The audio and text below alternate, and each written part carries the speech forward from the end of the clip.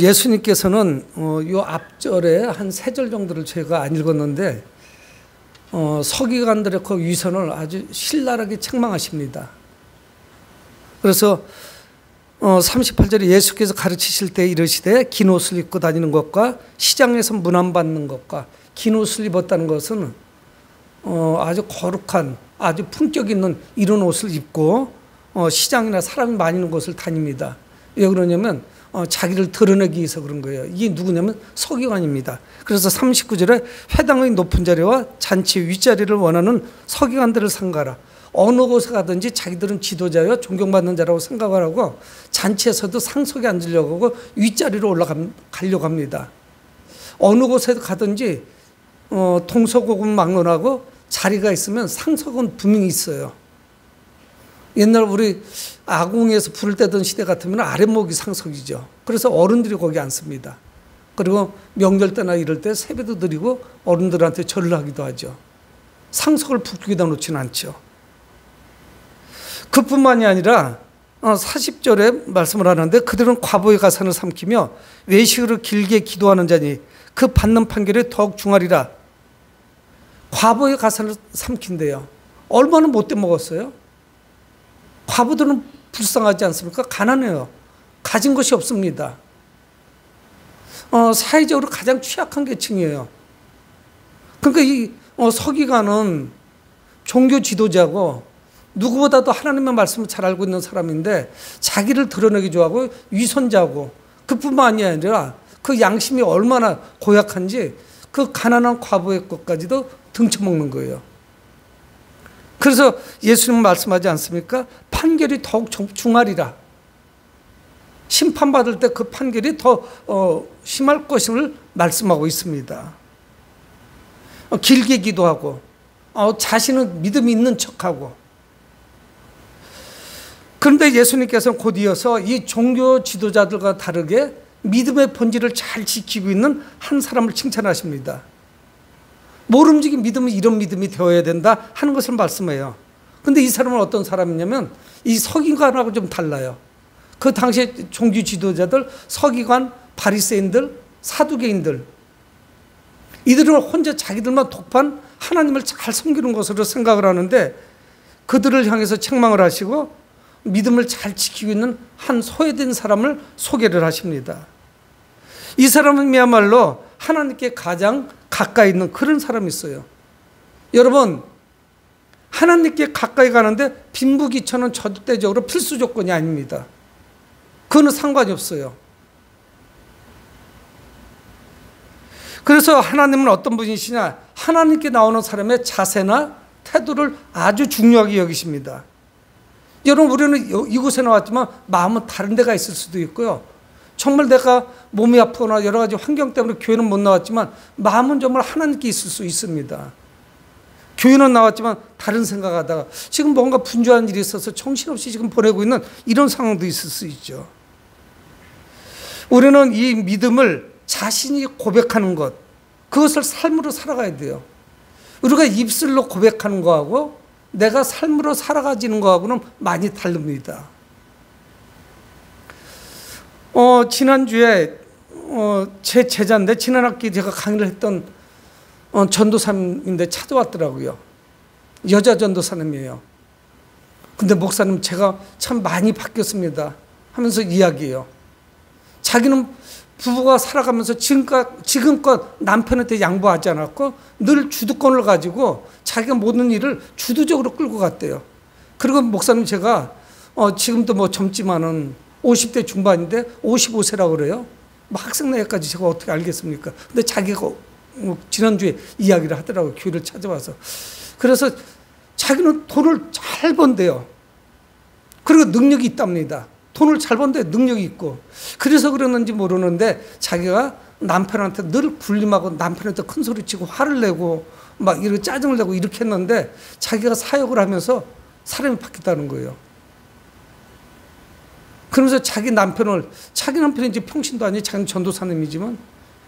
그런데 자기 남편을 자기가 섬기고, 그래서 이분이 성숙되어 가는구나. 그런 생각을 했습니다. 이 믿음은 내가 고백하는 거, 입술로 고백하고 성경을 내가 많이 알고 있다고 해도 그것을 삶으로 살아가지 않으면 아무 소용이 없죠. 서기관들은 위선자였지만 그렇지 않은 사람을 한 사람 만납니다. 그래서 오늘 41절에 예수께서 헌금함을 대하여 앉으사 무리가 어떻게 헌금함에 돈 넣는가를 보실세. 참 묘하죠? 이 성전 안에는 여인의 뜰이라는 곳이 있는데 여기는 헌금함이 13개가 있습니다. 그래서 자유롭게 헌금을 해요. 근데 그 헌금함 앞에 참 민망스럽죠? 예수님이 자리를 하고 앉으셨어요. 근데 그게 또 멀리 떨어져 있으면 좀 덜한데 가까이 있어요. 여러분, 헌금이라고 하는 것이 많이 하는 사람은 덜하지만은 오히려 많이 하는 사람은 보라는 듯이 알리고 싶겠죠. 나비 좀 내가 헌금을 얼마나 많이 하는지 좀 알아봐 줬으면 좀 좋겠다. 근데 그거를 뭐 노출시킬 방법이 없잖아요. 적게 하는 사람은 어때요? 이거 드리는 것 자체가 너무 민망하니까 누가 볼세라 헌금하면 헌금을 하죠. 근데 예수님이 공교롭게도 그 헌금하면서 당겨 앉으신 거예요. 그래서 41절이 참 묘한 것을 우리는 발견하는데 헌금함을 대하여 앉으사 이렇게 말씀했어요. 그리고 뭐냐면 헌금함에 돈 넣는 거를 보셨대요. 여러분, 예수님이 직구 주신 것이 아니에요. 사람들이 어떻게 헌금을 하는지 예수님도 궁금하셨고 정말 예수님은 어떤 사람이 믿음 있는 사람인지를 보시려고 앉으셨습니다. 여러분, 근데 이건 더 심각해요. 왜 그러냐면 헌금함에 지폐를 넣는 게 아닙니다. 아니면 봉투에다 넣어서 넣으면 얼마나 좋겠어요. 이것도 아니에요. 헌금함에 돈을 넣는 순간에 이것이 동전, 코인이기 때문에 쨍그랑 소리가 난다고요. 하나 넣는지 두 개 넣는지 다 알아요. 여러분, CD기에 지폐가 넘어가는데 그 매수까지도 이 전문가는 알더라고요. 공회전하는 시간대 막 돌아가는 것 같죠? 한 장인 거, 10장인 거, 100장 다 알아요. 장수가 많으면 많이 돌아가기는 하겠지만 몇 장 안 될 때는 비슷비슷해 보이는데 그것도 알더라고요. 동전이 그 헌금함이 떨어지는 거예요. 저도 제가 성도로 있었던 교회는 늘 헌금함을 장문하고 헌금위원이 돌립니다. 근데 마차고 헌금 준비가 안 됐을 때 참 어렵잖아요. 꾸기도 어렵고.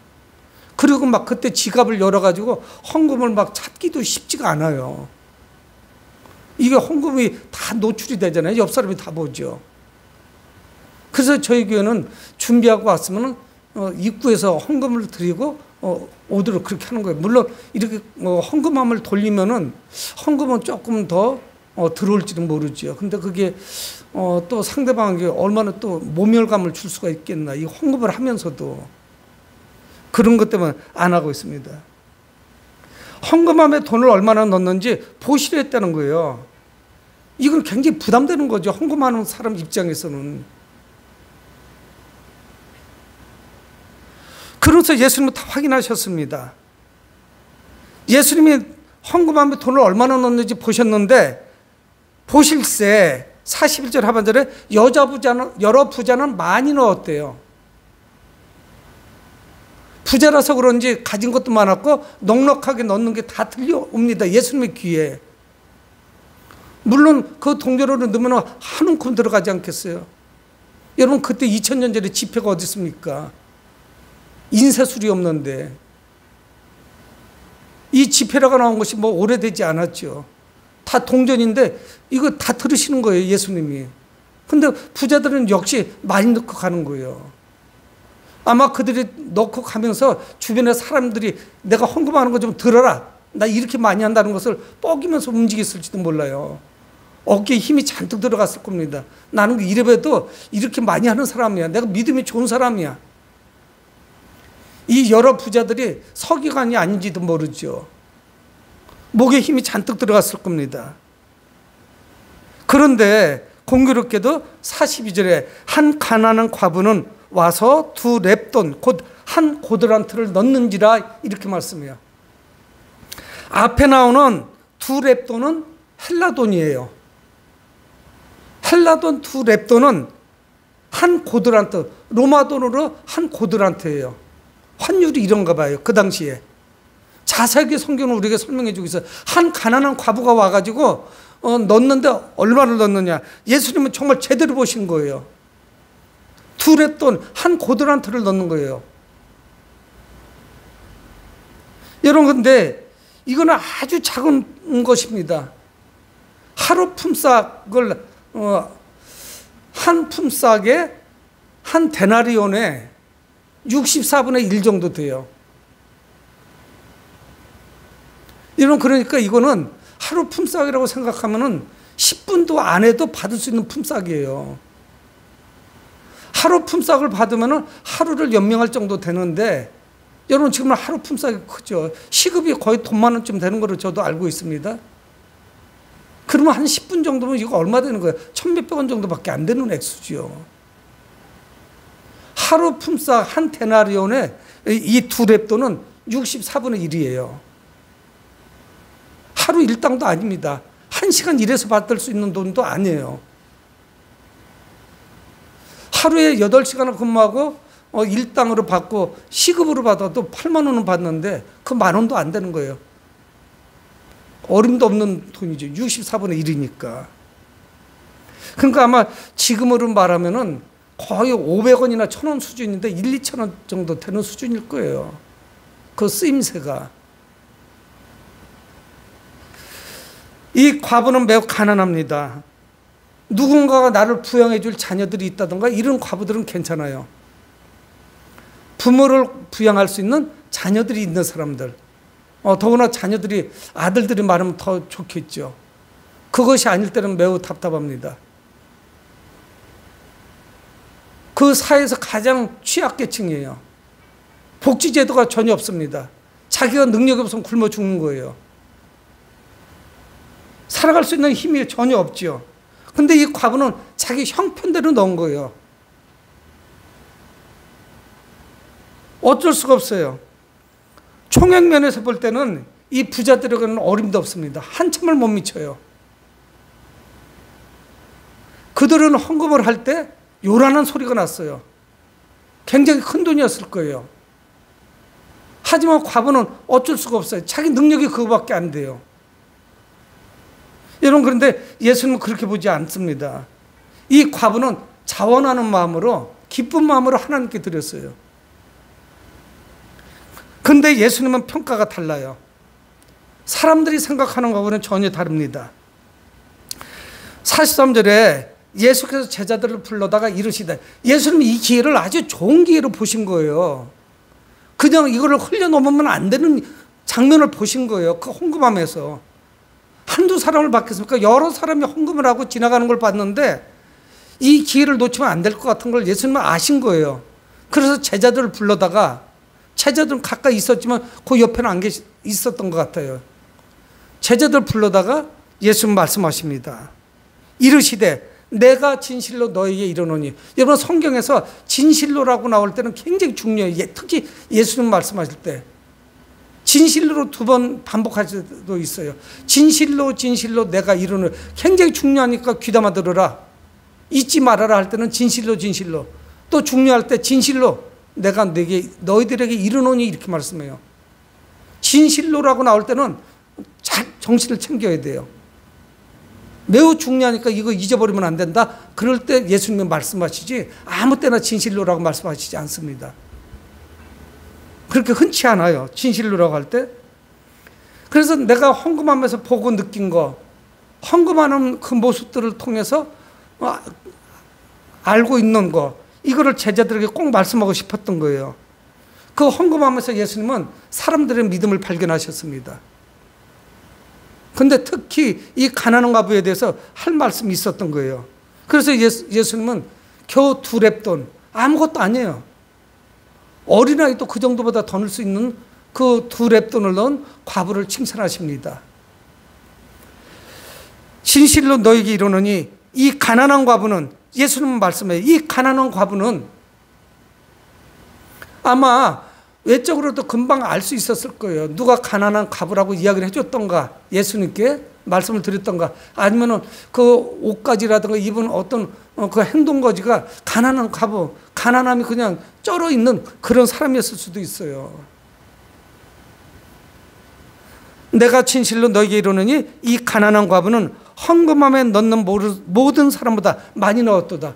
제자들은 눈이 휘둥그레졌을 거예요. 아니 저 여자는 행색은 초라하고 꾀죄죄한데 얼마나 많이 갖다 놓나?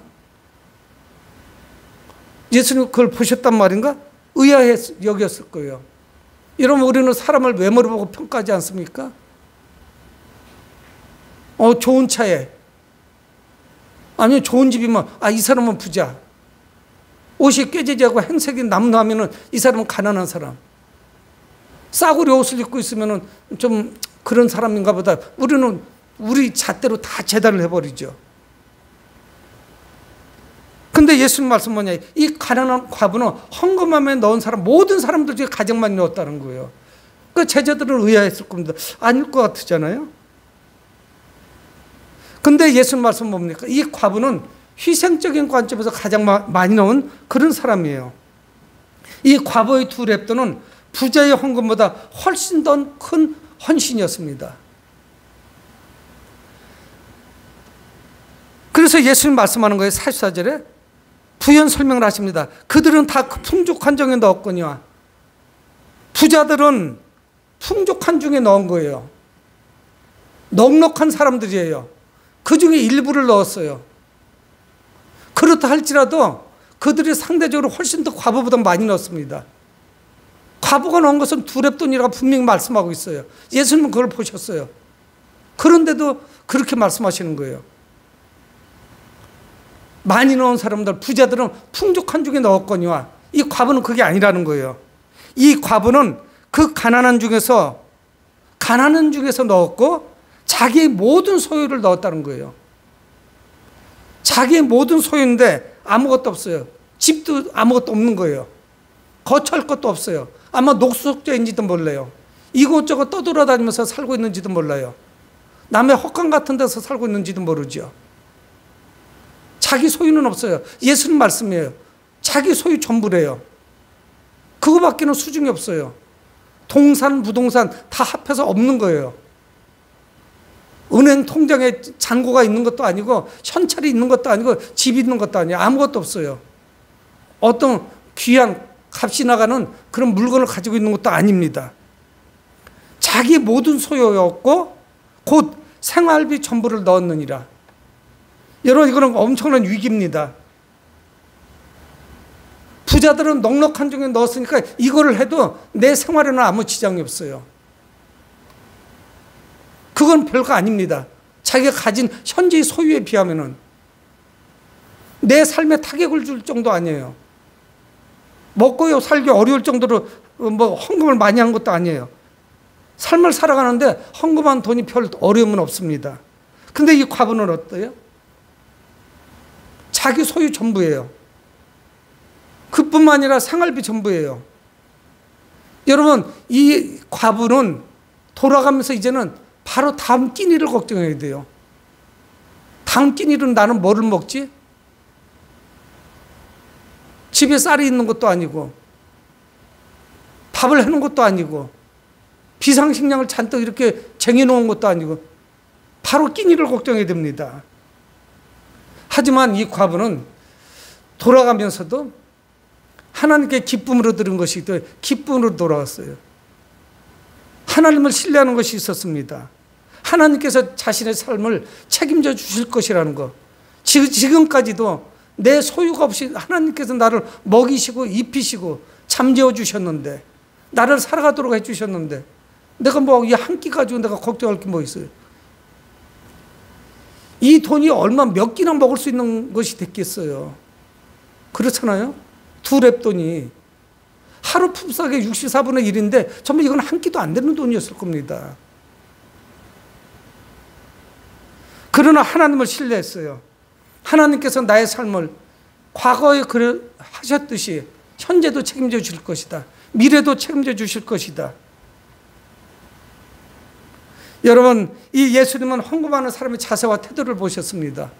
예수님은 왜 그걸 모르시겠어요? 부자들은 물론 많이 넣었죠. 총 액수로 따지면 이 과부가 드린 거는 어림도 없는 것이죠.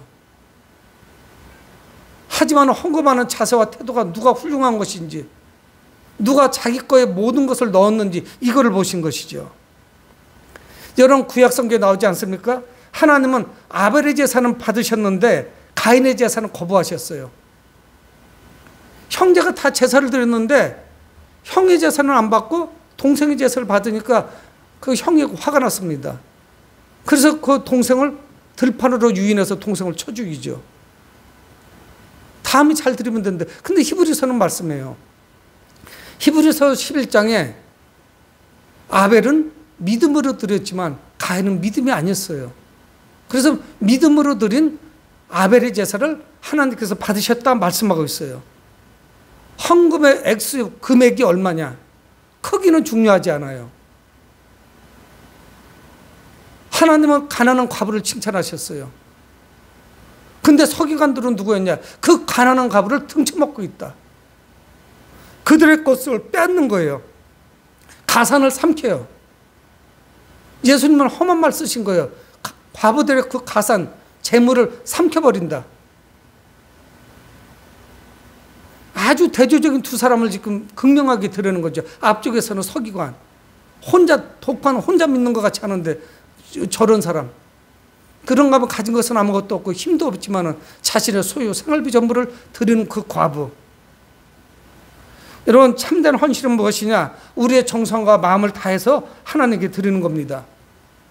사도행전 20장, 고린도전서 16장, 고린도후서 9장은 동일한 연보에 대해서 말씀해요. 연보는 뭐냐면 구제금이에요. 초대교회는 이걸 잘했어요. 뭐 우리같이 11조 감사한 거, 뭐 천이란 거, 뭐 쫙 헌금 뭐 항목이 많잖아요. 근데 초대교회는 유일하게 하나예요. 뭐였냐면 연보예요.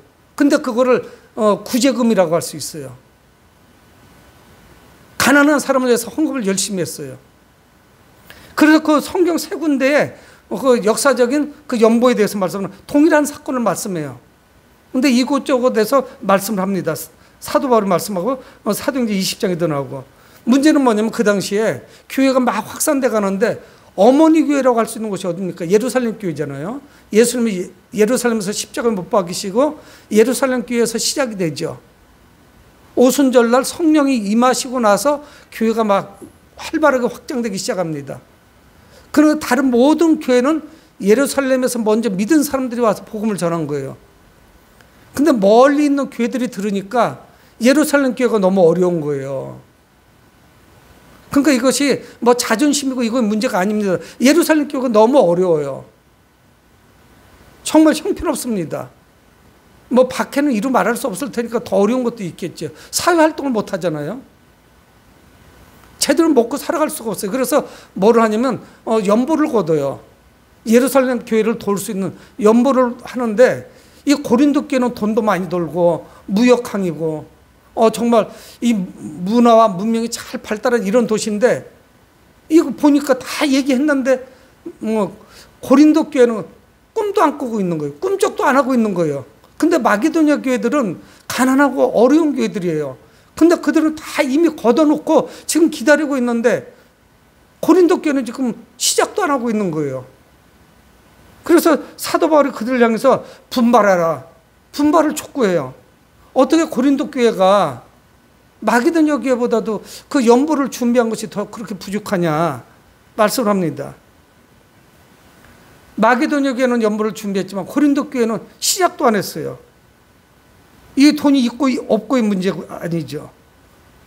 그래서 사도 바울은 이 구제금인데 이 연보를 미리 준비하는 것이 좋지 않겠느냐 그들에게 분발을 촉구합니다. 그래서 고린도후서 9장 7절에 각각 그 마음에 정한 대로 할 것이요 인색함으로나 억지로 하지 말지니 하나님은 즐겨내는 자를 사랑하시느니라. 초대교회 바나바도 역시 마찬가지입니다. 바나바도 지도자죠. 사도행전 4장 끝부분에 나와요. 바나바는 그 유대 땅에서 태어난 사람은 아닙니다. 근데 그 바나바가 밭을 팔아서 사도들을 발 앞에 놨다고 그래요. 그건 뭐냐면 사도들에게 드린 거예요. 이게 유유상종이에요. 일종의 연보예요. 그래서 가난한 사람들을 같이 나누려고 자기 밭을 팔아서 사도들에게 유다를 뺀 11 제자들에게 내어놓은 거예요. 그리고 나서 사도행전 5장에 어떤 사건이 납니까? 그래서 그 바나바는 믿음의 사람이라고 칭찬하고 있어요, 성경. 그런데 바로 그 다음 장으로 넘어가자마자 바나바 사건 후에 우리는 참으로 딱한 그런 사건을 보죠. 아나니아와 삽비라. 아마 바나바가 밭을 팔아서 드리는 걸 보고 고무됐는지 몰라요. 자기가 팔아서 드린다고 다 드린다고 해놓고 감췄어요. 일부러 감췄어요. 그렇게 하고서 드렸다가 남편 아나니아와 삽비라 이 부부가 다 같은 날 세상을 떠나죠. 하나님의 진노가 임합니다. 저주가 오히려 저주가 들어왔어요. 하나님께 드렸음에도 불구하고 하나도 안 드린 사람도 있었을 텐데 드린다고 해놓고 일부를 감췄다가 오히려 저주를 받습니다. 여러분, 하나님은 우리가 정성을 담아서 헌신할 때 기뻐해요. 여러분, 그거는 예물뿐만이 아니에요. 우리가 드리는 모든 예배와 제사, 우리가 하나님께 드리는 기도, 찬송, 모든 내 삶의 모든 그 궤적들이 내가 믿음으로 기쁨으로 헌신할 때 하나님이 받으시는 거죠. 아, 이건 내 거는 보잘것없는 거죠. 상관없어요. 성경은 분명히 말씀하고 있습니다. 제가 상관없다고 말씀하는 게 아니에요. 예수님은 말씀하고 있잖아요. 오히려 이 과부를 칭찬하시잖아요. 그러면서 제자들에게 헌신은 모름지기 이렇게 하는 것이 하고 가르치는 거예요. 사도들이, 제자들이 무슨 돈이 있고 뭐가 있겠어요? 그러나 그 마음을 놓치면 안 되죠. 내가 제자가 돼서 주님을 따른다는 것이 무엇인지를 그 과부를 통해서 실물 교육을 시키는 거예요. 이렇게 해야 된다. 하나님 앞에 드릴 것이 없을 만큼 가난한 사람은 없습니다. 예전에는 그걸 미담인지 미화시켜서 말씀드려야 되는 참 조심스럽기는 해요. 부흥회를 한다던가 교회가 건축을 한다던가 할 때는요, 혼자 사는 과부 할머니들, 불쌍한 사람들이 자기 결혼가락지인지는 모르지만 그건 막 달고 다른 가느다란 그 금가락지라도 빼서 이렇게 들은 경우를 허다하게 부흥사님들이 얘기해요. 나는 뭐 직접 본 적은 없지만 드릴 게 없는 거예요. 본인도 어려운데 뭘 드리겠어요? 어디서 빚을 얻어 헌금을 드리겠어요? 여러분, 성경 헌금에 대해서 말씀을 하지만 헌금이 아니라고. 이거는 헌신이죠. 모든 것이 동일해요. 하나님께 드리지는 것은 내 마음을 드리는 거 더 힘들어요. 그래서 드릴 것 없을 만큼 가난한 사람도 없고, 하나님께 드리는 것은 우리가 물질을 어떻게 바라보느냐, 내가 이것을 어떻게 다루느냐, 또 내가 하나님께 대한 믿음이 어떠냐, 이게 중요한 것이지 전혀 상관이 없어요. 만약에 내가 하나님께 드리면서 내가 드리는 것이 큰 것이기 때문에 내가 이것은 대단한 것이다 인식을 한다면, 아, 나 믿음이 좋은 사람이야, 내가 이렇게 많이 드릴 수가 있어, 이런다면은 부자들의 헌금과 전혀 다를 바가 없어요. 부자들보다 나을 게 뭐 있어요. 부자가 많은 헌금을 드린 거하고 다를 바가 전혀 없죠. 하나님께 대한 헌신은 내가 그분을 어떤 분으로 생각하느냐, 그 고백에 달려 있어요. 모든 것이 그래요. 교회 어떤 봉사나 하다못해 주방에서 설거지 한 번 하는 것도 쉬운 게 아니에요. 저는 제가 평신도를 수십 년 겪어왔기 때문에 알거든요. 그게 쉬운 게 아니라고요. 뭔가를 사랑하는 마음이 있으니까 그렇게 하는 거지, 이게 뭐 단순한 게 아니에요. 다른 성도에게 커피 한 잔을 대접하는 것도 쉬운 게 아니라고요. 평생 신앙생활에도 그걸 못하는 사람들도 수두룩하게 많아요. 오히려 교회가 대형교회로 가면 갈수록 더 어렵죠. 하나님 앞에 신실한 사람은 땅이 아닌 하늘에 가치를 둡니다. 땅에다 가치를 두면 못해요. 내가 이 시간이 얼마나 아까운 시간인데 내가 이 예배를 어떻게 드리겠어요? 경제가 얼마나 어려운데 하나님께 작은 거 하나라도 드릴 수가 있겠어요? 쉬운 것이 아니죠. 하늘의 가치관을 두고 내 삶은 하늘을 바라보고 있고 내 시민권은 하늘에 있다는 것을 깨달아야만 그게 가능한 것이죠. 우리 사랑하는 선목교회 성도들은 이 작은 헌신 하나를 드릴 때도 하나님께 정성을 다하고 감사와 기쁨으로 드리는 여러분들이 되시기를 주의 이름으로 축복을 드립니다. 고마우신 아버지 하나님, 주의 은혜를 감사합니다.